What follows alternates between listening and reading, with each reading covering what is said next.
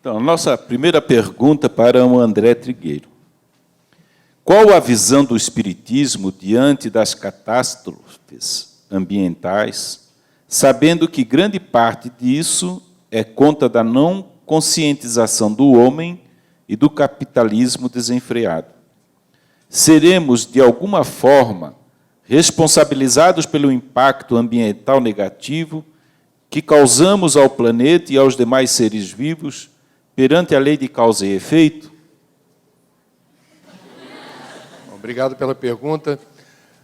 A Terra é uma velha senhora de quase 5 bilhões de anos e ela nunca foi estática.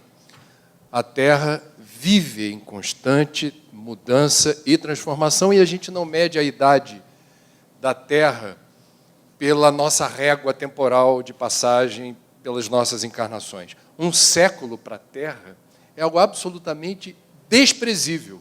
As eras geológicas passam em centenas de milhões de anos. Portanto, a Terra está em constante transformação e, para nós, algumas dessas transformações podem ser entendidas como catástrofes. Grandes terremotos, maremotos, as tsunamis, vulcões que entram em erupção. Nós vamos ter, portanto, situações que para nós parecem horrorosas, alguns chamam de apocalipse, mas isso está dentro de uma ordem natural, porque tudo no universo evolui, inclusive o nosso planeta. Portanto, a lei de destruição, que é uma das leis morais, ela compreende um fenômeno inexorável da vida no plano material. Tudo está em constante transformação. Novo coronavírus, que está afligindo a humanidade inteira, e nós não temos precedentes na história da humanidade, de uma pandemia, que a um só tempo tenha mobilizado a humanidade inteira e determinado quarentena de países inteiros, é bom frisar, não tem origem num fenômeno natural. O novo coronavírus surge na Ásia, mais particularmente na China. Eu estive na China em 2014 e vi de perto mercados imensos, milhares de pessoas circulando por ali, onde há animais vivos que são criados, são abatidos, são processados. Se você quiser comer o animal cozido, frito, do jeito que você quiser, come ali mesmo. Se você quiser levar para casa, leva ali mesmo. E há ali condições deploráveis de asseio e higiene, uma promiscuidade viral, o que significa eu diria, um sinal verde para mutação de vírus. O novo coronavírus vem do mesmo lugar do mundo onde surgiram a gripe suína e a gripe aviária, que tem origem exatamente num manejo equivocado, inadequado e desrespeitoso dos nossos irmãozinhos inferiores, que merecem respeito. Então, estamos aqui colocando uma situação cultural da nossa espécie, líder, topo da cadeia evolutiva, feita à imagem e semelhança de Deus, Homo sapiens sapiens, que está pisando na bola quando o assunto é meio ambiente. Então, sim, a resposta é: nós somos responsáveis diretos e sofreremos. A semeadura é livre, a colheita é obrigatória. Se a gente insiste em realizar certos procedimentos, certas ações que afrontam a lei da natureza, e essa situação se volta contra nós, é a lei de causa e efeito em curso. Essa situação dessa pandemia poderia ter sido evitada se não fizéssemos um comércio sob regras brutais, nada higiênicas ou profiláticas, na Ásia. Então, é preciso separar a destruição causada pelo homem da destruição da natureza. A pergunta encaixou e eu não vou fugir da questão do que se convencionou chamar capitalismo. O capitalismo foi colocado na pergunta. Eu acho que, não importa qual o regime, na época da Guerra Fria, nós tínhamos Estados Unidos liderando um bloco para cá, pró-capitalista, e do lado de lá, a antiga União Soviética liderando um bloco socialista. Os dois lados estavam absolutamente, e ainda estão, equivocados, a nova Rússia e as repúblicas do lado de lá, no conceito de desenvolvimento sustentável. o modelo de desenvolvimento não é sustentável. O Papa Francisco, na encíclica Laudato Si, completando esse ano 5 aninhos de vida, denunciou um modelo de desenvolvimento que, a um só tempo, promove a destruição, a devastação, a depredação do meio ambiente, sem enfrentar os problemas gravíssimos de miséria, pobreza e exclusão social. Esse modelo não nos interessa. Se você quiser dar nome de capitalista, fica à vontade. Para mim não importa, porque os exemplos de comunismo e socialismo se equivocavam da mesma forma. O parque industrial da antiga União Soviética era deplorável. Eu conto para os meus alunos do Rio, da PUC, que por que a crise ambiental é global, internacional e transfronteiriça? Quais são os exemplos dessa crise? Que não importa se num país eu estou fazendo o dever de casa, no outro não faz, o que acontece? A Suécia, um lugar reconhecidamente interessante do ponto de vista de qualidade de vida, lagos paradisíacos, sem nenhum despejo de esgoto doméstico ou industrial, começou a morrer peixe. Os suecos falaram, ué, a gente não está fazendo nada de errado. Aí começaram a fazer testes, mediram a qualidade da água, estava com pH, acidez lá em cima. Ué, mas de onde está vindo a origem, qual a causa dessa acidez elevada?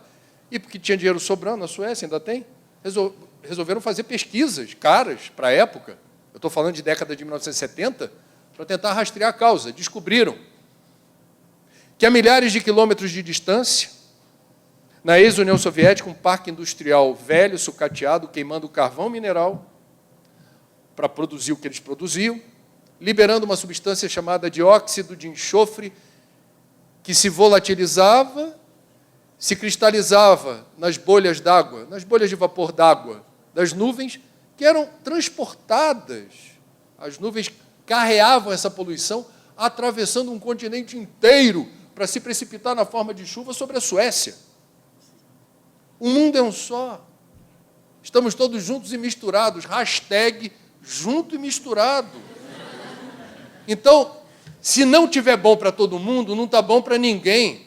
E o capitalismo não presta atenção nos pobres, miseráveis e excluídos.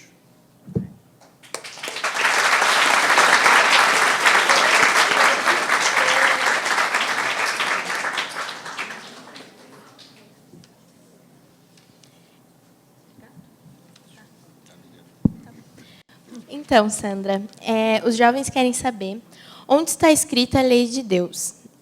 Na consciência, questão 621 do Livro dos Espíritos. Assim sendo, como podemos disciplinar a nossa consciência para seguirmos cada vez mais na prática do bem e sempre evoluindo, assim não deixando que essa existência passe em branco. Eu gosto de ficar em pé, eu tenho essa síndrome, sabe? Deve ser alguma doença, é porque eu gosto de olhar quem está no fundo. Ela fala com os pés. Fala com os pés. Obrigada. Sem mais nada, no meu agradecimento, né? O convite, a alegria de estar aqui, ao lado do nosso André. Nós somos frutos de mocidades espíritas, né? Como ele é um espírito mais evoluído, ele só precisou chegar na doutrina espírita, no movimento espírita, aos 21. Eu, como sou um espírito muito inferior, cheguei aos 6. Certo? Então, os inferiores chegam na infância. Nada contra vocês, tá? É isso aí. Bem, a temática da nossa conferência, a 22ª, é exatamente sobre a consciência, né? O espírito, a consciência, Deus, e a velha questão, a segunda menorzinha do Livro dos Espíritos, 621, onde está escrita a lei de Deus. Acabamos de falar sobre isso, né? A pergunta que não quer calar é: e a minha consciência? O que foi que houve com ela? Né? A de todo mundo, o que está acontecendo? Porque se está escrita na consciência, então algum problema aconteceu com essa consciência. Apagaram? Deletaram? Usaram vírus que deformaram? Alguma coisa aconteceu. E quando Kardec vai perguntando, mais a posteriori, né, sobre essa problemática da consciência, os espíritos vão nos ajudando a entender. Vamos lá. Primeiro, consciência é um conceito histórico também. Ou seja, a gente foi criado simples e ignorante e, consequentemente, a gente passou, todo mundo passou pela fieira da ignorância. Tá? Tem uns que adoram, né, e permanecem na ignorância, inclusive por mais dinheiro que tenham. Né?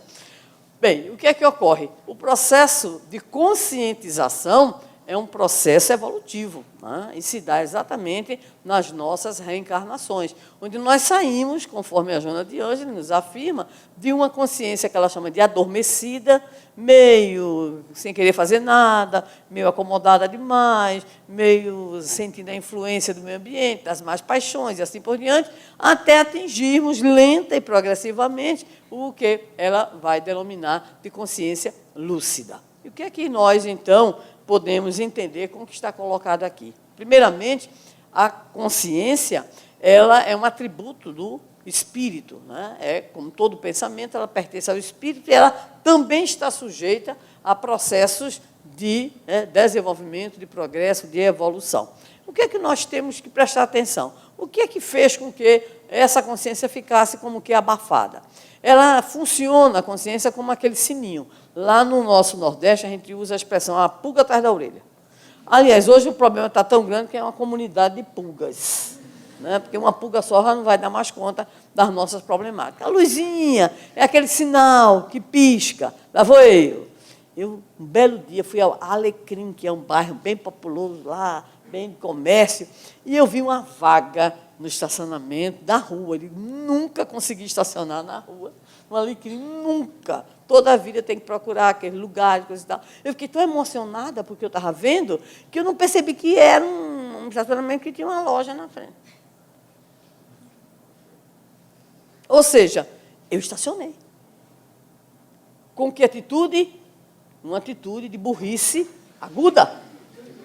É feliz da vida. Aí disse para minha filha, pela primeira vez consegui estacionar na rua, no Alecrim. Quando eu voltei, fui fazer uma compra aqui, uma compra. Quando eu voltei, estava a multa. Estacionou num lugar que tem uma loja e o motorista não estava ali. Levei uma multa. Isso é o que acontece com a nossa consciência. Sandra, desde ser burra, criatura, tinha lá uma loja, você não pode estacionar, não tem uma loja. Então, a gente comete o erro, mesmo sabendo que o erro está ali. É o que vem por aqui, né? Mais adiante. É a quarta pergunta, mas a gente já está dando aqui uma lasquinha aqui. Então, o que é que ocorre? A consciência ela fica empotada pelas nossas imperfeições, pelas más influências, tá? Pelas nossas necessidades mais imediatas, pela nossa invigilância. Então, a pergunta vai dizendo, como é que podemos disciplinar a nossa consciência? Eu gostei dessa pergunta. Eu acho, não sei se foi Jovem que fez, não, mas tudo bem, né? A gente tem que seguir a prática do bem, certo? Evoluindo, não deixando que essa existência passe em branco. Aí é grave. Aí é grave. Eu gostei mais dessa parte final. Participava com uns jovens em Ilhéus, de um fórum de juventude espírita. Aí alguém lá fez a seguinte declaração. A pergunta era, o que é que o espiritismo é importante na minha vida? E a menina, de 19 anos, respondeu assim, a coisa mais importante do espiritismo da minha vida é mostrar que eu não sou jovem. Aí todo mundo disse, eu também surtou, né? Tarja preta? Não. Ela disse, pelo seguinte, o espiritismo me diz que eu não sou jovem, eu estou jovem.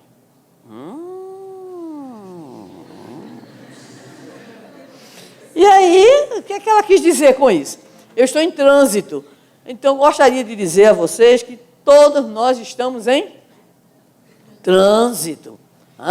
Daqui a pouquinho, quando vocês olharem, a lei da gravidade fará toda a desgraça que ela faz, né? Nas mulheres, nos homens. Mulheres engordam, homens ficam carecas, com exceções, por exemplo, dos homens belíssimos que estão aqui ao meu redor, né? E outros que estão ali. E o meu, obviamente, embora seja careca. Então, o que é que acontece? Nós estamos em trânsito. Então, a juventude é uma transitoriedade, né? Lembro-me que perguntaram a Raul Teixeira, certa feita, ao nosso querido amigo Raul, né, qual era o grande desafio para o jovem espírita. E ele respondeu, assumir-se como uma pessoa diferente. Porque é muito bom ser espírita aqui. Maravilha! Na conferência, na mocidade, né? É bom demais ser espírita. Menino na reunião, a gente se diverte, a gente brinca, a gente canta. Aí, quando chega lá fora, dois. Então, a grande dificuldade que está colocada aqui se é espírita, no popular, assuma. Assuma que é espírita. É espírita na casa espírita, é espírita no evento, é espírita na combragem, é espírita no encontro de jovens, mas não sabe ser espírita lá fora. É difícil. Eu quero parabenizar quem é espírita jovem hoje. Porque eu sou jovem há mais tempo. Foi por isso que ele falou que eu sou a pessoa mais jovem, porque eu sou jovem há mais tempo. Né? Na minha época de juventude espírita, que é diferente da de André, a juventude espírita, a mocidade espírita era uma bênção. Era uma alternativa de vida que a gente tinha. Né? Então, a gente ficava esperando o dia da reunião, porque a gente tinha reunião, visita a hospitais. Né? Eu tinha uma Brasília, que não era amarela, mas era laranja. Né? Então, com essa Brasília laranja, que a bicha chegaria pedindo perdão, porque né, a coisa era difícil, visitar aquelas favelas lá em Olinda, visitava o leprosário, imagina, né? O Hospital dos Rancenianos. Então, a nossa juventude espírita é assim, a gente produzia quadrinho, antes de Louis Hu, a gente produzia quadrinhos, né? Com personagem espírita e tudo, fazia o trabalho de distribuição de sopa. Então, a juventude espírita era uma coisa muito legal, a gente dava a vida. Agora, você também tinha uma rede, entre aspas, de proteção. Fazia uma besteira em casa, procurava apoio na família, ninguém apoiava. Fez besteira? Fez besteira. Você procurava apoio em mães e pais de colegas seus, tinha rede de proteção. O pessoal também era. Você ia procurar apoio na escola, mas também. Ou seja, quer queira, quer não queira, ser jovem espírita tinha uma vigilância muito maior. Então, a gente estava mais, né?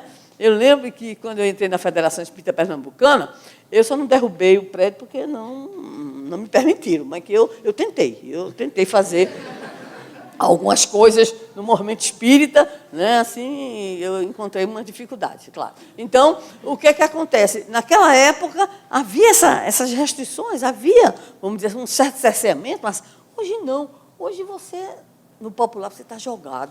Então, você que está aqui hoje, você tem muito mais méritos. Por quê? Porque você está no popular jogado na vida.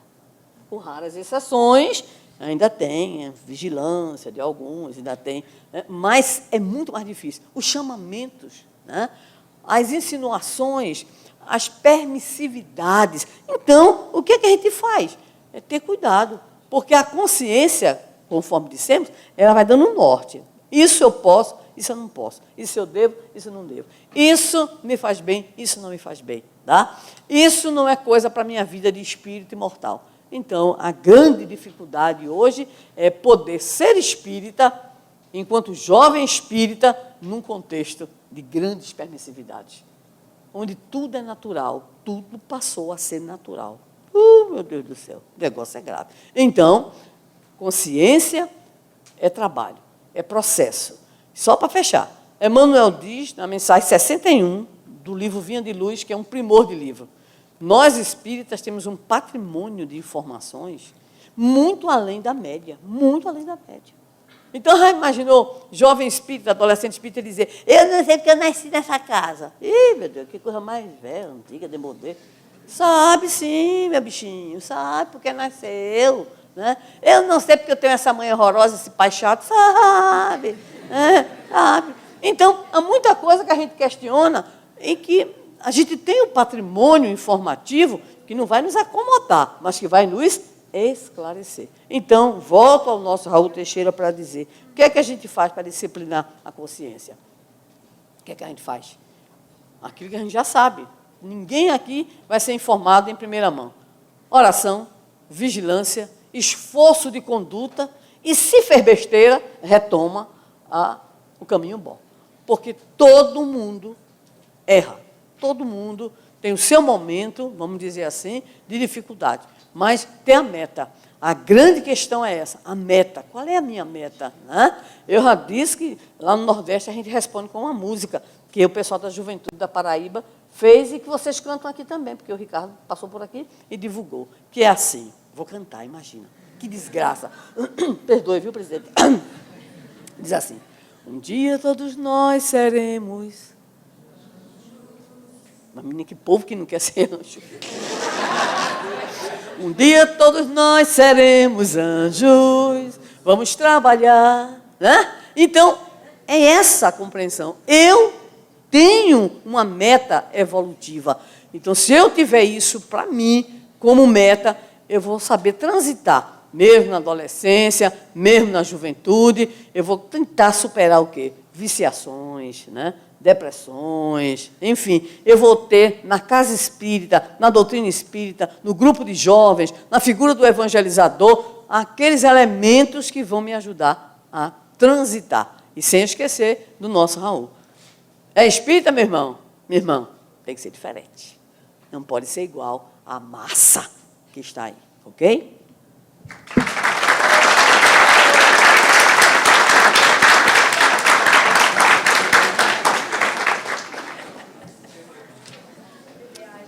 André, em meio a um planeta sendo destruído pela cobiça humana e pelo desenvolvimento predatório, há algo de esperançoso que o Espiritismo pode nos trazer quanto ao rumo da humanidade? Evidente que sim. O Espiritismo remete à esperança, à transitoriedade dos problemas. Gostamos de repetir o conselho do Chico, quando diz, isso também passa. Nós temos uma visão muito limitada, nós somos muito imperfeitos. Quando a gente, no auge assim, de uma experiência dolorosa, não consegue enxergar a luz no fim do túnel. Isso é imperfeição. Ou quando a gente não faz a leitura correta da dor e do sofrimento. Quando a gente se sente abandonado por Deus, quando a gente acha que o nosso guia e mentor nos deixou de lado, quando a gente se boicota, que é uma interpretação equivocada da doutrina espírita, quando nós entendemos equivocadamente a lei de causa e efeito e achamos que estamos expurgando. Não, eu estou carpindo, é um problema kármico. Eu estou sofrendo porque eu tenho que sofrer, eu mereço sofrer. Menos. A gente não merece sofrer, a gente merece compreender o sofrimento. É diferente. Uma coisa é você ficar se boicotando, se sabotando, dizendo, eu mereço sofrer. Outra coisa é você ter a leitura mais ampla, eu diria mais luminosa, da questão da dor e dizer, posto que a dor me visita, né? Se eu estou numa situação difícil, qual é o aprendizado que ela me traz? O que ela me ensina? E, evidentemente, se você faz essa pergunta para você, pode escrever e pode cobrar. Você vai sair dela mais forte, mais sábio, mais experiente, pronto para outra, como se diz. Então, esse saculejo do planeta, ele é um saculejo em nós. O planeta suporta muita coisa. O planeta é muito resistente. O planeta suportaria, em tese, a detonação de todas essas bombas atômicas aí que alguém inventou e estão estocadas em vários lugares do mundo. Nós não suportaríamos isso. Algumas poucas espécies teriam resistência para suportar isso. Algumas bactérias, algumas baratas, um ou outro escorpião, resistentes à radiação. Nós não. Então, vejam, se me permite, a pergunta coloca como assim, foco a discussão sobre a cobiça que destrói o planeta. Me permitam reconfigurar a questão. A cobiça nos destrói. Ela nos arruína. Moralmente, eticamente, espiritualmente e materialmente. O planeta se reconfigura. Leva tempo. Mas o planeta, de alguma forma, descobre o seu próprio caminho. Existe uma teoria interessante de um astrofísico, a teoria de Gaia, do Sr. James Lovelock, em inglês, está vivo aí, quase 100 anos. E essa teoria foi aceita por cientistas da NASA e passou a emprestar sentido a uma visão de que a Terra ela responderia a certas agressões como um superorganismo vivo, como se ela tivesse uma inteligência. E há evidências de que, de fato, a Terra responde a certas agressões de uma forma tão sofisticada e inteligente que parece que tem ali engrenagens. Nós espíritas temos outra explicação para isso, mas é como se o software inteligente da vida tivesse, eu diria, competências, assim, habilidades surpreendentes. Por exemplo, isso é provado. Na linha do tempo, desde que a Terra existe, a temperatura do Sol em relação à Terra se elevou exponencialmente em alguns ciclos. Entretanto, a temperatura média no planeta, isso antes da gente chegar e depois que a gente chegou, manteve-se durante um tempo absolutamente inalterada. É como se a Terra se protegesse de uma exposição excessiva de calor. Natural. Aquecimento global é hashtag outra coisa. Então, vejam, nós precisamos entender que o planeta é esse. Não tem planeta B, não tem plano B. Se algo der muito errado, não dá para a gente imaginar que teremos uma rota de fuga sideral num foguete baratinho, que está todo mundo com livre acesso, escolha o seu assento e vamos nessa. Isso não existe. E Deus delega, Deus terceiriza. Ou seja, alguém poderá dizer, mas como Deus permite tanta poluição, tanta destruição, tanto lixo, tanto bichinho sendo morto desse jeito, eventos extremos, aquecimento global, como é que Deus permite tudo isso? Ué, o livre-arbítrio é soberano. E está embutido na experiência existencial as escolhas que a gente faz, a gente é que tem que perceber o tamanho da encrenca, que é fazer as escolhas erradas. Deus é o Pai amoroso. Jesus confirmou a nomenclatura de Pai para designar um Deus que até então era temido. O Pai é amoroso. Um Pai amoroso não é aquele que fica o tempo inteiro passando a mão na cabeça do filho quando o filho erra. Tem uma frase muito interessante de um pedagogo, cujo nome agora eu não me recordo, que diz assim: os pais não devem ser amigos dos filhos, os pais devem ser pais. É evidente que os pais devem ser amigos dos filhos, mas o sentido da frase é: tem coisas que os amigos fazem que os pais não devem fazer. Pai que é pai sabe dizer não. Pai que é pai vai ter que exercer autoridade por vezes dizendo, filho, eu posso até estar errado, mas eu não acho que você deve fazer isso. Perde popularidade em casa, fica, o Ibope não vai bem a pesquisa de avaliação, né? Se você vai bem ou não vai. Tem filho ou filha que se atrita com o pai e anos mais tarde, ainda que tardiamente, reconhece na forma como o pai ou a mãe exerceu autoridade um gesto de amor. O reverso da medalha qual é? Muitos jovens que se automutilam, que se cortam, que compartilham imagens desses ferimentos na internet. Segundo algumas pesquisas feitas, inclusive por psiquiatras espíritas, em boa parte dos casos são meninas que, de uma forma muito desequilibrada, mórbida, com os cortes tentam fazer... O que eles estão pretendendo? O que está sendo movido ali, né, através dessa atitude? Quer chamar a atenção de quem e por quê? Dos pais. Porque os pais não estão sendo pais. São muito tolerantes, permissivos, faz o que você quiser. Estou indo para a balada? Vai. Não pergunta com quem, aonde, que horas vão voltar, etc. São perguntas que a gente não gosta de ouvir. Mas no íntimo, quando o pai ou a mãe pergunta, o que você registra? Tem alguém aqui preocupado comigo. Isso não tem preço. Muitos jovens que não têm um pai ou a mãe que estão em cima se ressentem da falta dessas perguntas. Espera aí, você vai aonde? Mas vai com quem? Mas não é perigoso esse lugar? Olha, você vai voltar mais cedo. É horrível ouvir isso. Primeira reação é péssima. Mas depois o que fica? O que fica? O registro do cuidado. E cuidado é amor. Então, o meu trabalho como jornalista, eu estudo assuntos ambientais há 30 anos. Há quase 14 anos na Globo News eu apresento um programa que traz soluções no nome, Cidades e Soluções. Eu dou aula na PUC de jornalismo ambiental, eu digo para os meus alunos, eu não estaria aqui se não acreditasse que um novo mundo é possível. As soluções existem. Esse novo design para a gente viver num mundo onde seja possível ter emprego, ser feliz, faça o que você quiser, e tudo isso não ser sinônimo de destruição, devastação, depredação. É possível. Agora, é possível se a gente fizer o dever de casa.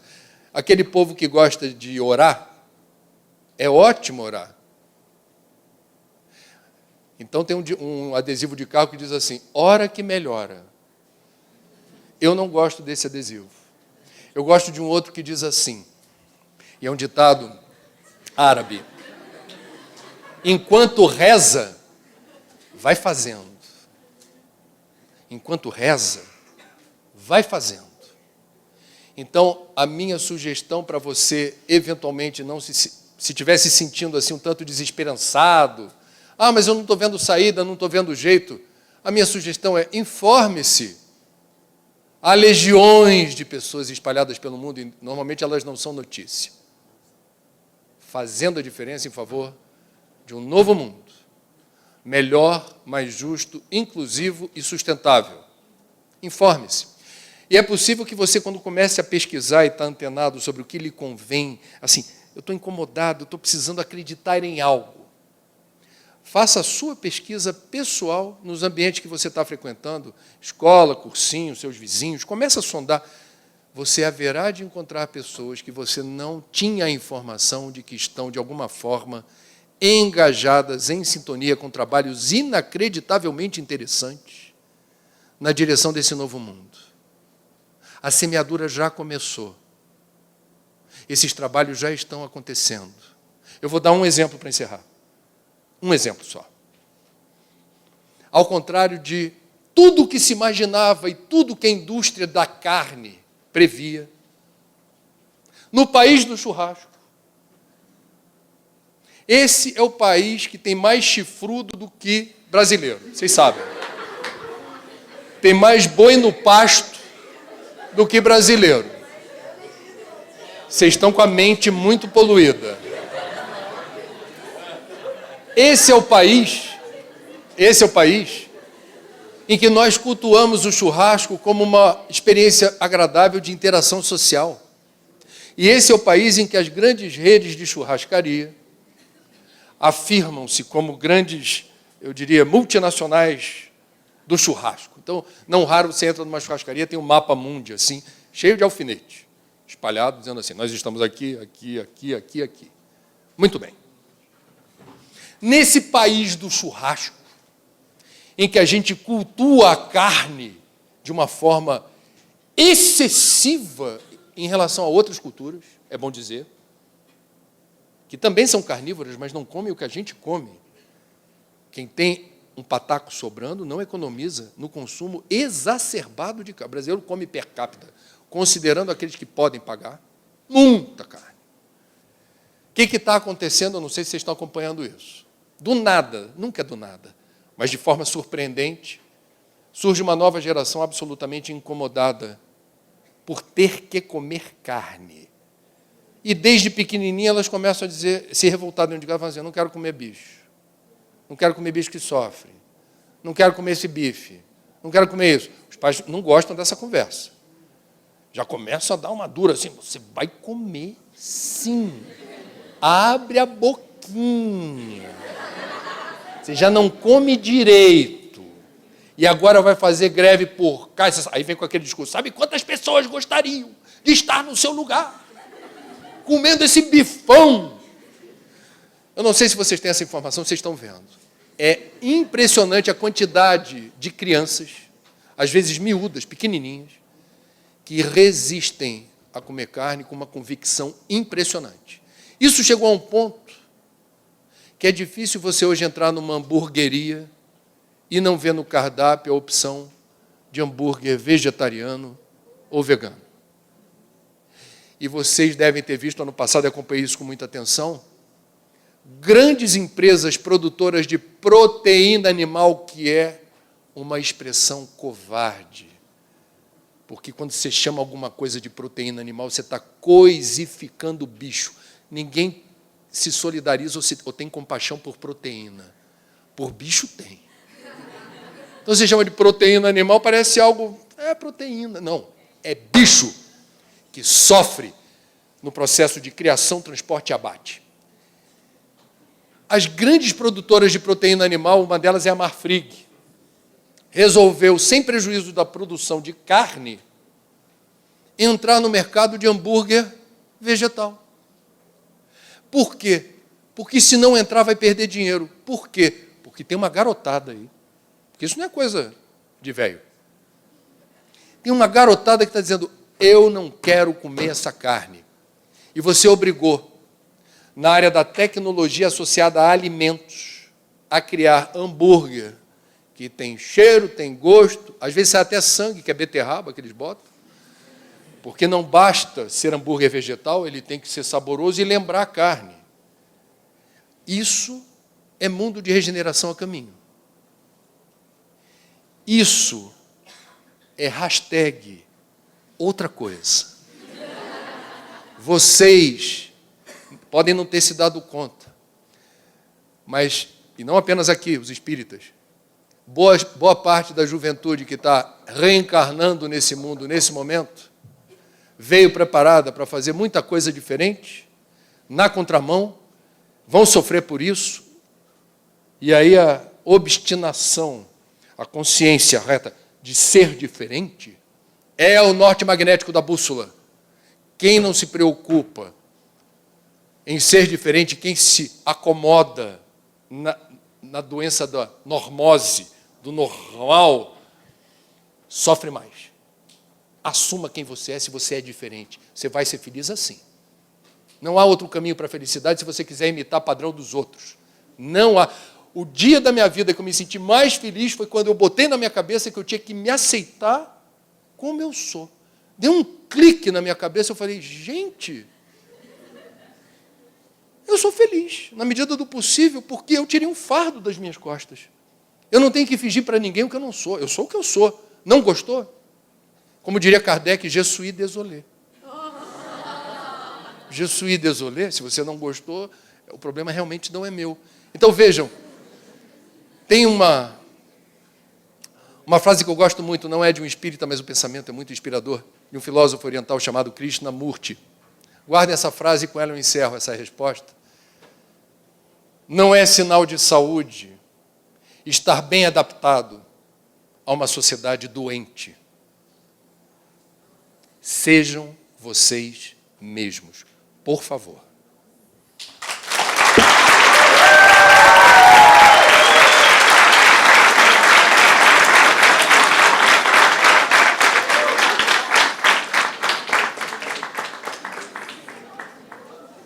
Sandra.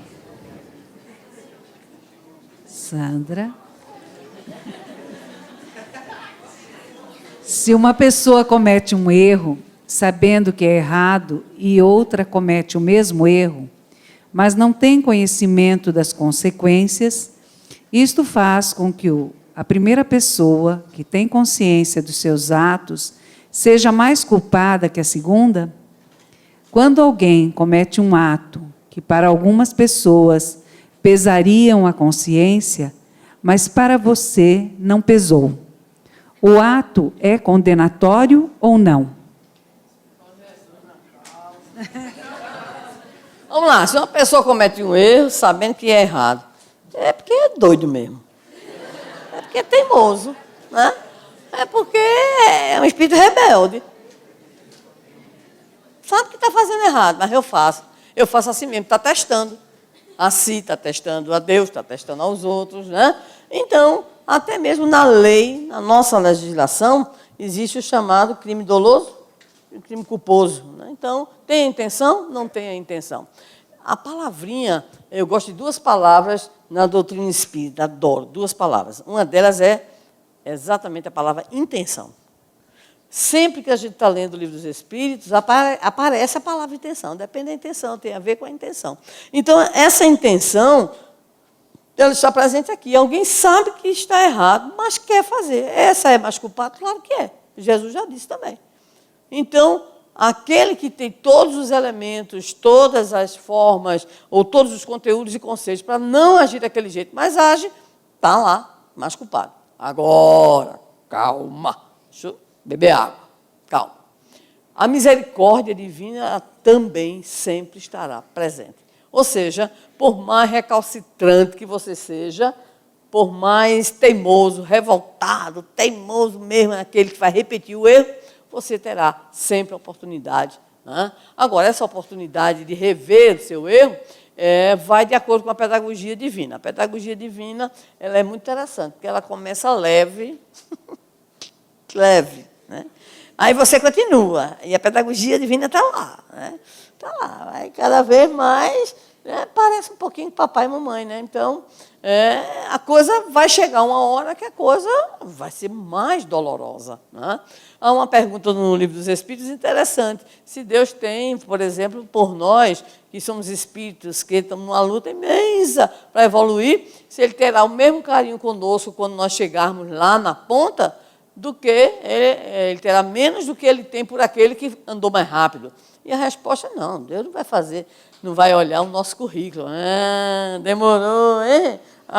Bichinha ruim, bichinho ruim. Não haverá isso. Então, é importante registrar que erro sim, está errado, está. Sabe que está errado, pior. Né?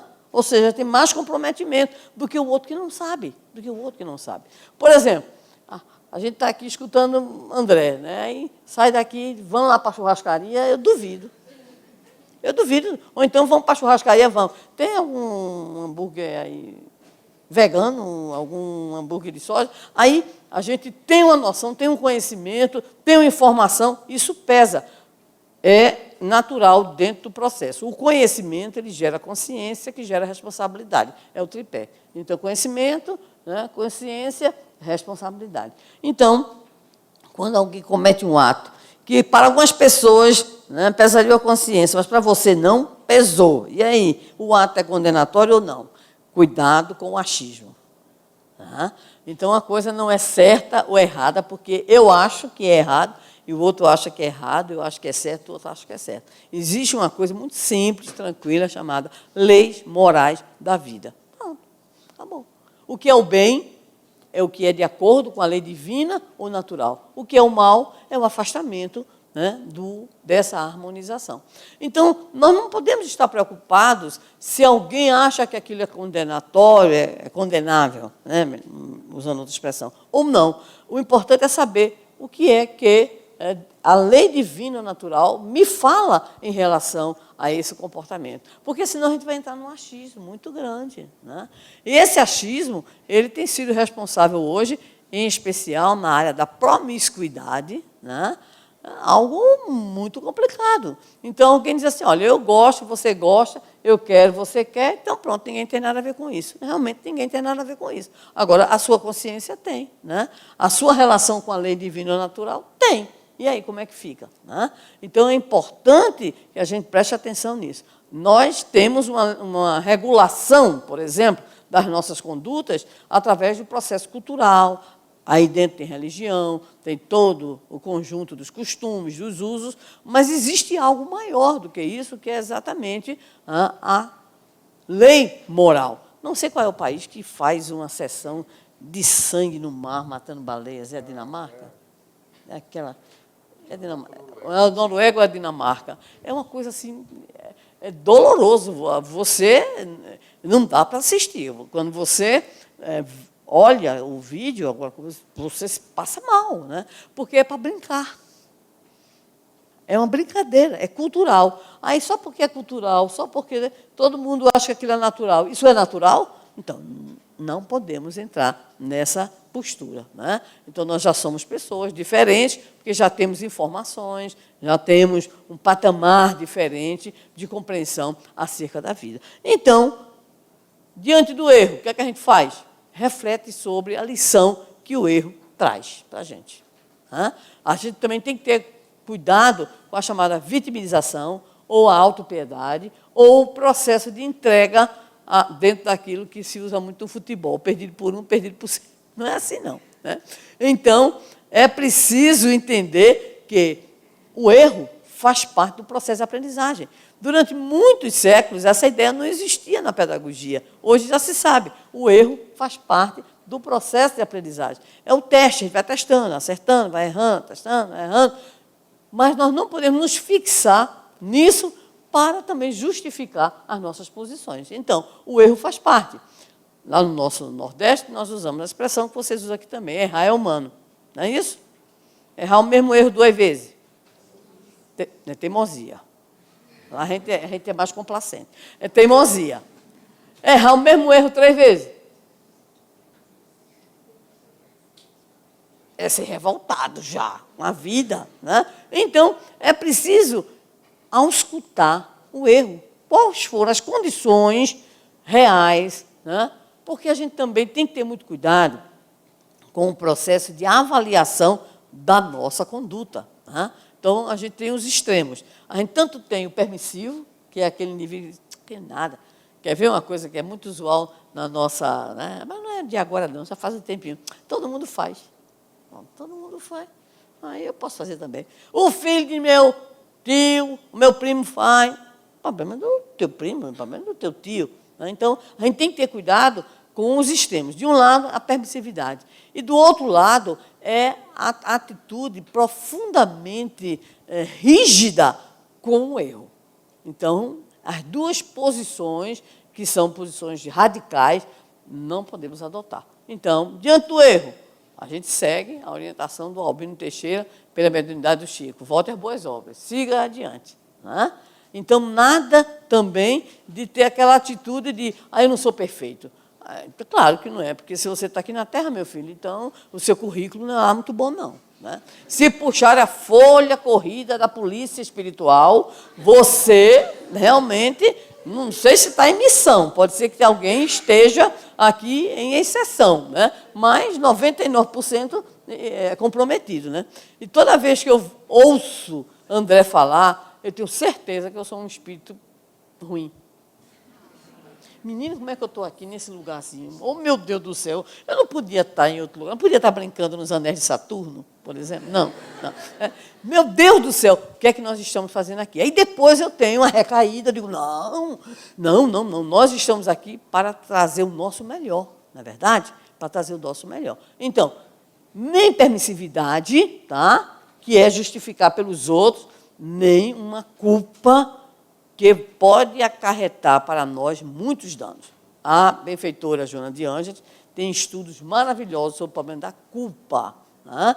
Então, ela diz, diante da culpa, reconhecer a nossa limitação, mas não nos fixarmos, porque a culpa fixada é um câncer emocional, moral em nossa vida e pode se refletir também no físico, né? No aspecto material. Então, vamos procurar, é um desafio para todos nós, vamos procurar fazer o melhor que a gente possa. A gente errou, vamos aprender com o erro. O que é que eu posso consertar? O que é que eu posso melhorar? É uma atitude madura. Né?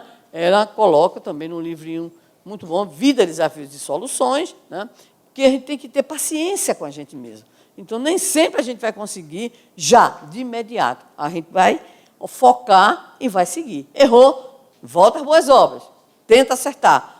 Tenta entender o que é que aquele erro, onde foi que você falhou, onde foi que eu errei, para poder, então, a gente consertar os caminhos. Não tenhamos uma atitude, então, que seja uma atitude de desistência do desafio de nos melhorarmos. Não podemos ter essa atitude. Né? Então, a atitude nossa, mesmo diante das dificuldades, das limitações, do erro, às vezes as viciações, né? Então, a atitude é sempre a atitude responsiva e responsável. É lutar, é estar sempre caminhando no sentido de que eu posso melhorar. Eu vou melhorar. Né? Eu estou aqui para melhorar. Está lá muito claro para nós, em O Livro dos Espíritos. Ninguém ingressa na vida corporal que não seja para melhorar. Então, é esse o nosso caminho. Né?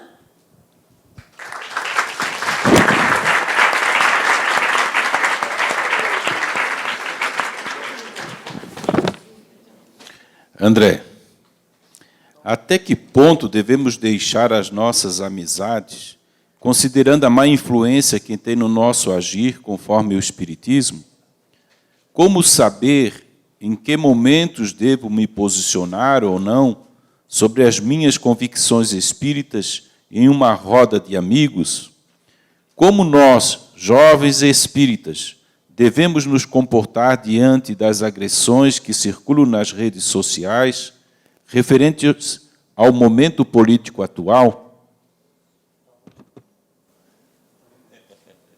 São questões distintas. Eu primeiro queria responder àquela que me indaga sobre qual a postura que, enquanto espírita, eu devo ter com amigos que não professam a mesma visão de mundo, a mesma fé e representam provavelmente alguma ameaça ao meu determinismo evolutivo.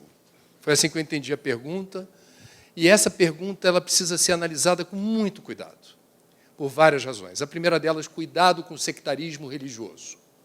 Cuidado para não se sentir no clube dos eleitos. Cuidado para não permanecer no Olimpo dos estudiosos de Kardec. Aterrissa no chão. O lugar do espírito é aqui e agora, com quem tiver junto. Eu não vou ficar perguntando, você é espírita? Ah, você não é espírita? Ah, você nem faz ideia do que é espiritismo? Cuidado com o sectarismo, porque o sectarismo é uma tragédia da atualidade.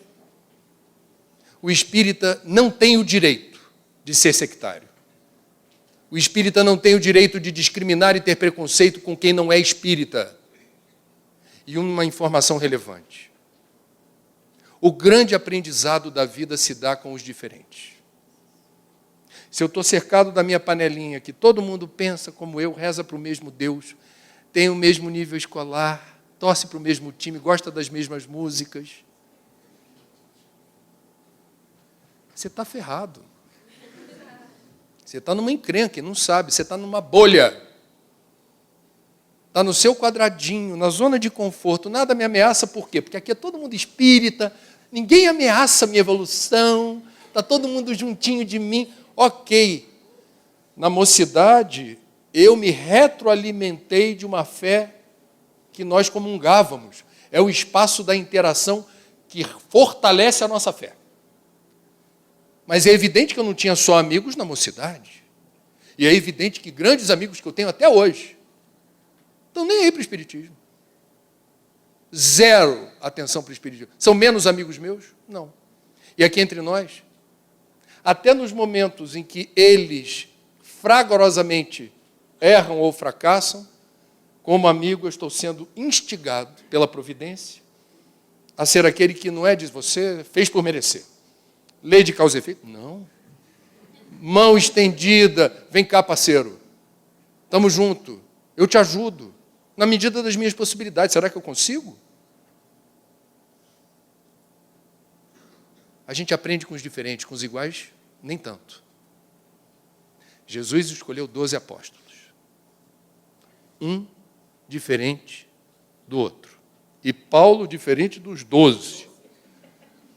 Os jornalistas de Jesus, vocês sabem que a nossa categoria está valorizada no Evangelho.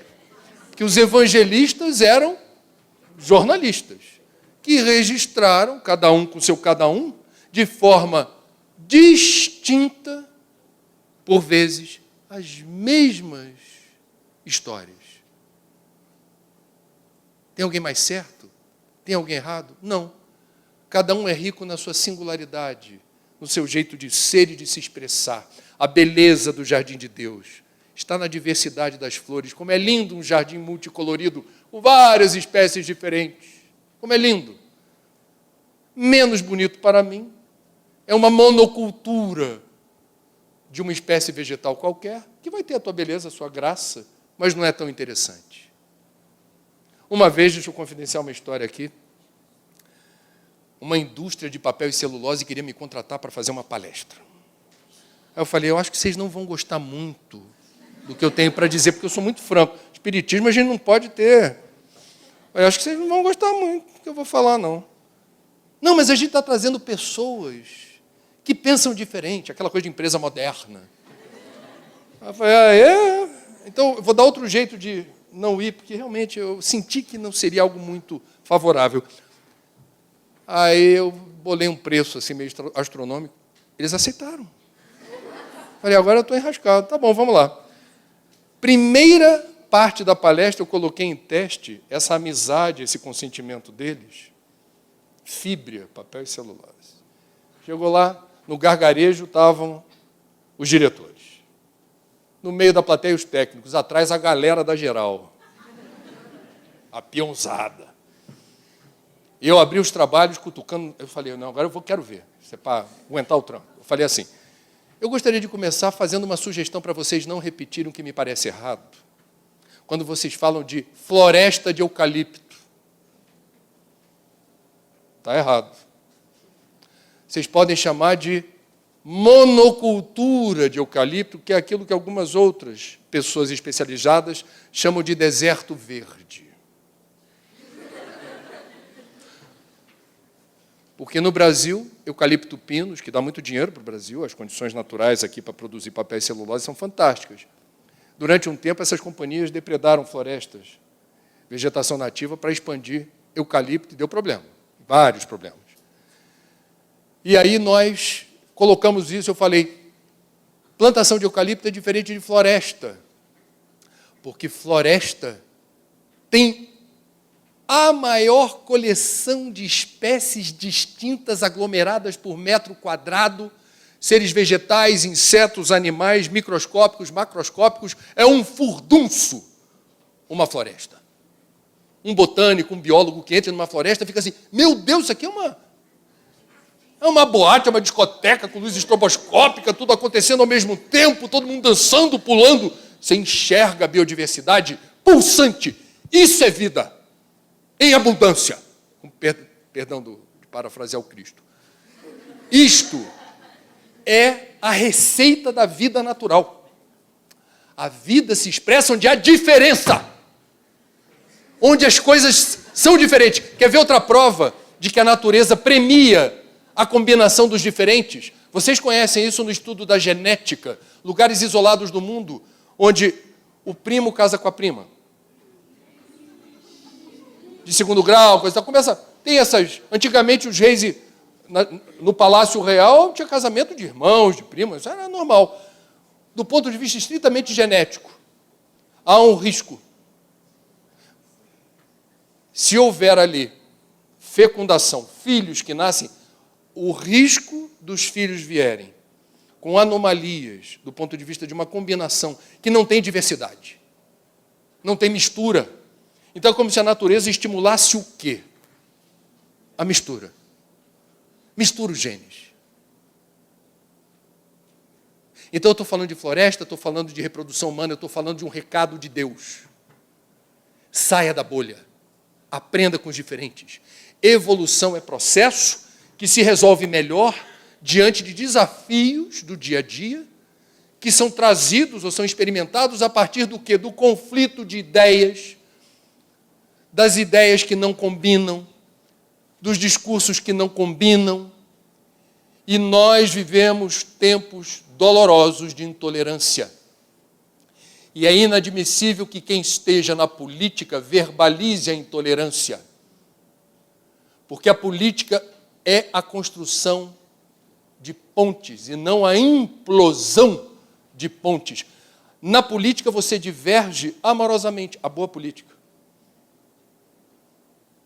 Estamos eu e Sandra de partidos políticos diferentes, dialogando sobre um projeto de educação. Eu sou do partido A, ela é do partido B. Não faz tanto tempo assim no Brasil, nós tínhamos um ambiente político em que não era motivo para briga, para ofensa, para hostilidade, divergir. A Sandra apresentaria o projeto dela, eu estaria em plenário lá, ela fez o discurso, e eu lá, eu queria pedir a palavra, ok, concedida. E eu teria a elegância de divergir, dizendo, professora, respeitando a sua biografia, o seu currículo, o projeto é muito interessante, mas realmente ele não atende às especificidades da desigualdade brasileira. Ele pode funcionar para a classe média, mas não vai funcionar para o povão. A minha sugestão, se me permite, aí vou lá, faço uma melhoria. Ela pode dizer, muito obrigado, deputado, liguei. Agradeço suas considerações. Isso não é, desculpa, vocês estão achando graça achando que isso é fake news, né? Isso é um protocolo fake. Não é não. Isso é a retórica da boa política. Eu tenho o cuidado, a elegância e a educação de divergir, sugerindo. E ela tem a prerrogativa de, ao agradecer as sugestões, acatar ou não. Nós não deixaremos de tomar um cafezinho no Salão Verde, cappuccino, do Salão Verde da Câmara. A gente pode se encontrar fim de semana no teatro lá de Brasília, do BNH, coisa e tal, somos juntos, a gente não vai se evitar porque ela pensa diferente de mim. É importante vocês saberem disso, porque vocês estão, talvez, alguns de vocês mais jovens, vocês estão achando que política é isso que a gente está vendo aí. Me perdoem, informem-se, política, lá vou eu, é hashtag.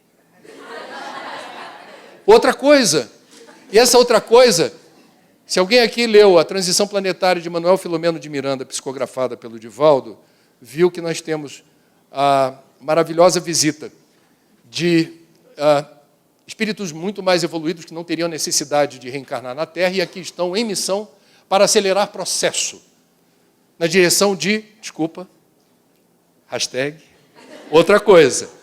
Essas pessoas também virão ocupar cargos públicos. Nós não podemos, porque vamos intoxicar o ambiente onde elas chegarem, estigmatizar todo e qualquer político por princípio, achando que política é isso daí. Não é. Política, vou repetir, algum de vocês deve ter irmão, primo, coisa e tal, que, dependendo do assunto, fica tenso ali o momento, vocês ainda não encontraram a melhor forma de discutir certas coisas. Isso é processo. O que nós espíritas deveríamos procurar? Mudança no discurso, na colocação, na forma como você aborda esse tema, para que a diversidade, eu divergir de você, a divergência, não seja pretexto para briga ou para terminar uma amizade. A eleição de 2008 trouxe uma questão muito rica para o movimento espírita, que não repitamos em 2022. Os equívocos que o movimento espírita teve em 2018. Porque nós levamos para a casa espírita político-partidária. A política partidária, a ideologia política. Não é que o espírita deva se omitir da política, mas ele não pode confundir a tribuna, uma palestra pública, um trabalho doutrinário com aquilo que é de César. A César o que é de César. A Deus o que é de Deus. O debate político é fundamental para as rotinas de nós encarnados num planeta onde não há opção que não a política. A anarquia não é uma opção, a ditadura também não. Quem flerta com a ditadura nunca esteve num país onde não há liberdade. Defende o que não conhece. Eu já estive em países que não têm liberdade de imprensa, não tem justiça livre, não tem ministério público atuante, é um pesadelo. E a juventude amarga viver num país sem liberdade. Vocês não sabem o que é isso. Vocês não têm idade para saber o que foi o regime militar no Brasil no seu período mais danoso. Então, cuidado, prudência na hora de defender, achando que é atalho. Não, há muita confusão na democracia. Vamos ter alguém que manda e o resto responde, sem questionar. É direito de cada um achar o que seja melhor para si, mas não pensa isso para o Brasil, porque o Brasil já tem história suficiente para saber o que vale mais, se é cidadania, se é liberdade de expressão, se é imprensa livre, se é justiça e ministério público atuante, sem o jugo de uma mão forte de um ditador.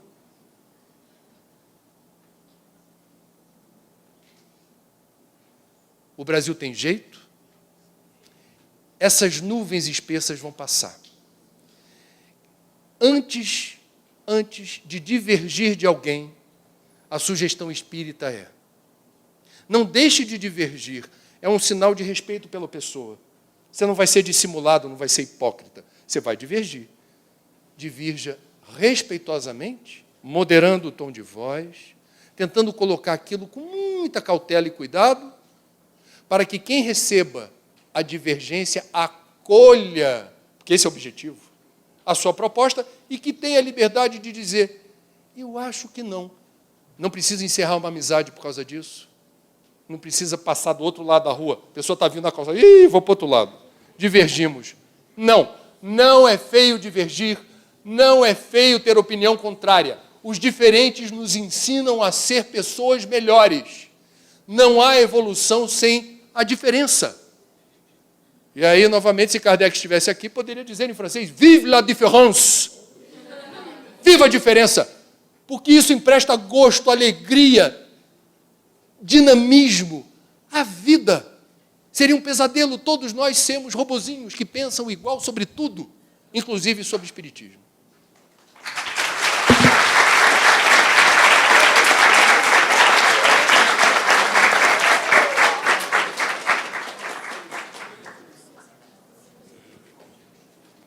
Sandra. Todo homem, sendo criação de Deus, possui a centelha divina e é capaz de chegar a um alto grau de evolução através das leis de Deus e da consciência de si mesmo. Dessa forma, o autoconhecimento seria um processo de conhecer a Deus? Pois, é isso. Está lá Allan Kardec perguntando sobre a chave do progresso moral, né? Aliás, do progresso individual, desculpe. A chave do progresso moral é a educação. A chave do progresso individual é o autoconhecimento. Né? Por que o autoconhecimento? Porque nós precisamos responder a pergunta básica: quem somos? O que sentimos? O que é que me fragiliza? Onde é que eu sou forte? Quando o nosso André responde sobre essa questão da convivência com o diferente, isso é muito bom, porque isso nos remete à nossa posição. Né? Às vezes eu não consigo conviver com o diferente, porque eu não respeito o diferente, ou porque eu me sinto frágil ao ponto de me deixar dominar pelo diferente.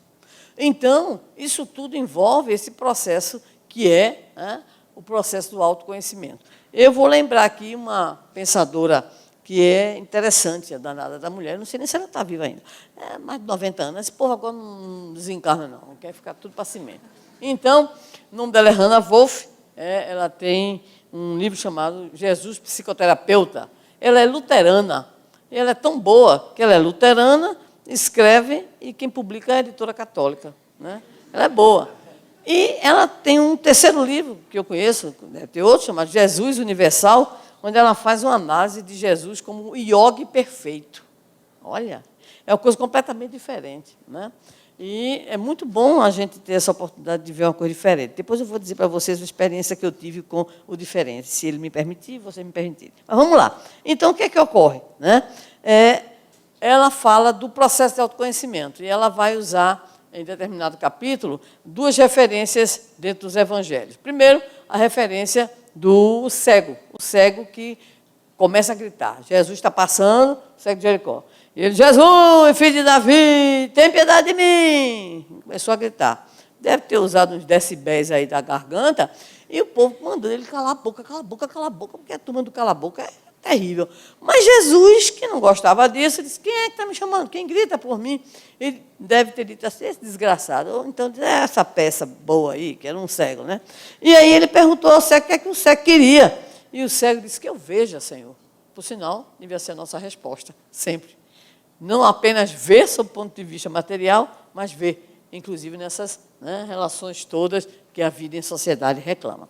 Então, ela pontua esse cego como alguém que tem uma postura extremamente ativa. Ele vai, ele sabe que Jesus vai passar, ele grita, ele berra. Aí ela usa a outra personagem. A outra personagem é o paralítico da piscina de Betesda. Né? Esse é tão parado, né? Que não é nem ele que pede nada, é Jesus que vai e cura ele. E foi assim? Foi. Eu prestei atenção, um dia desse eu reli, com bastante atenção. Então, ele estava lá, havia uma história de uma piscina, de vez em quando o anjo do Senhor ia lá, não sei para que mexer na água, e aí quem pulasse primeiro ficava curado. E ele estava longe da piscina, longe do lugar. Se fosse eu, do jeito que eu sou vexada, já estava na beira da piscina, mas ele não, ele estava lá. Né? E quando Jesus foi lá e foi falar com ele, ao invés de dizer assim: ó Senhor, o Senhor pode me curar, ele começou a reclamar dos outros. Ele disse assim: eu estou aqui há anos, né? E contou a história lá do poço, lá da piscina, e disse: ninguém me carrega. Eu, logicamente, não sou Jesus, porque se eu fosse Jesus, eu teria feito uma pergunta para ele. Que eu não vou dizer aqui, vocês vão imaginar. Mas Jesus cura o danado do homem, né, que não queria nada, e aí pede que ele pegue as coisas dele, tudo e vai. Tudo bem. Ela faz, a Hannah Wolff, uma ponte. Ela faz o processo, né, de comparação. Enquanto a atitude do cego Bartimeu é uma atitude ele é proativo, ele vai, ele grita, ele pede, né? Jesus atende porque ele berra, pedindo o apoio de Jesus. Mas o outro está tão paradão, né? Que aí Jesus é que vai até ele reclama dos outros, mas Jesus ainda assim o cura com a sua misericórdia. Então, veja bem, o processo do autoconhecimento, nos diz a Hannah Wolff, é um processo em que nós temos que descobrir qual é esse lado nosso ativo, esse lado de alguém que procura, essa coisa positiva, e a outra parte que ela chama de sombra. Joana também usa essa expressão, né, muitas vezes, sombra. Ou seja, o que é que nos faz permanecer parados, né, acomodados na situação. Depois ela lança uma questão muito interessante sobre as nossas resistências. E ela vai usar exatamente mais uma figura do Evangelho para dizer que no processo de autoconhecimento a gente tem resistência em relação a gente mesmo. Aí ela usa Pedro. Senhor, se meu irmão pecar contra mim, quantas vezes eu deveria perdoar? Se o Senhor tivesse dito 7, ele ia contar. Chegar no 8º, você vai me ver. Estou chegando. Então, Jesus vai dizer para ele o quê? Não te digo que até 7 vezes, mas até 77 vezes. É a resistência que a gente tem, né? Então, a gente se acomoda, a gente quer justificar a maneira da gente ser, a maneira da gente pensar, a maneira da gente agir.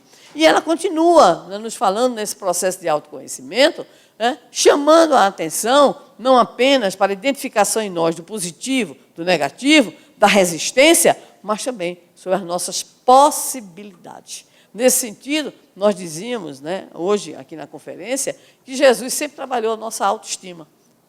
Embora tenha chamado a gente certa feita de raça de víboras, mas foi só um pequeno... Foi uma crise, ela está dizendo. Jesus teve crise? Pois é, teve, né? Foi um surto rápido do Senhor, né? Mas foi só para saculejar. Mas ele olhou para a gente e disse: vós sois a luz do mundo, vós sois o sal da terra, vós sois deuses, brilha a vossa luz, fareis tudo aquilo que eu faço e muito mais. Então, o que é que ocorre? O processo de autoconhecimento, muita gente tem receio, porque acha que é um processo para identificar só o que é de ruim. O que é isso? Nós temos muita coisa boa em nós. Então, é preciso identificar as forças, as potencialidades que nós carregamos intimamente. Nós somos espíritos complexos, nós somos espíritos que já atingimos, vamos dizer assim, certas conquistas. Não somos seres tão simples, vamos dizer assim, não estamos nas nossas primeiras encarnações. Nós já estamos num processo de complexificação. E essa identificação, ela é importante. Agora, preste atenção, vamos voltar para o Livro dos Espíritos, questão 919, sobre egoísmo, resposta do nosso prezado Agostinho, Santo Agostinho. Fazei o que eu fazia quando vivi na Terra, ou seja, mergulhar.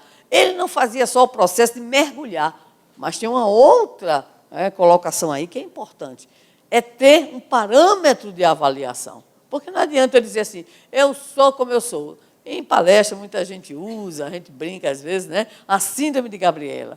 Eu nasci assim, Gabriela. Aí, se ela for espírita, eu reencarnei assim. Não é isso. Né? Então, não é a síndrome de Gabriela.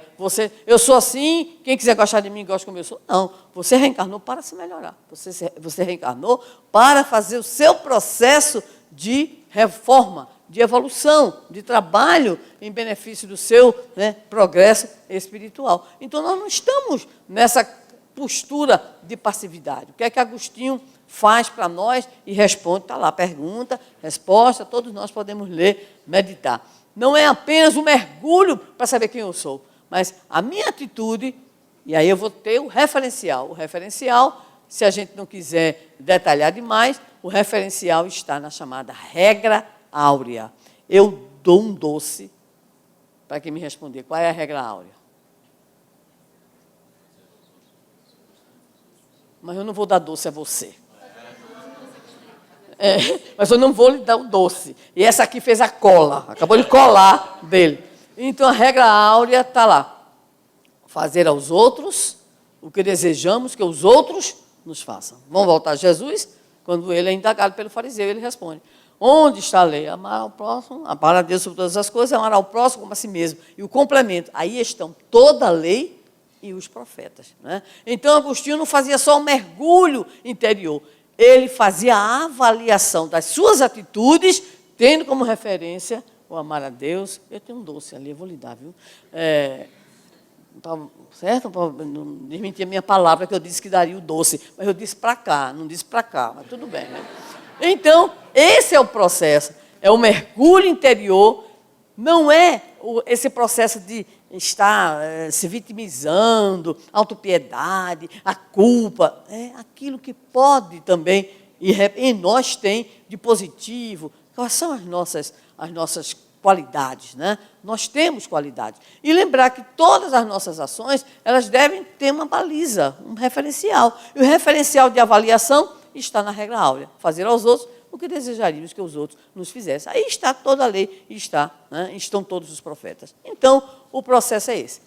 O desafio da vida é forte. Mas eu pedi para ter uma experiência com diferente. Pode ser? Você permite? Bem rápido.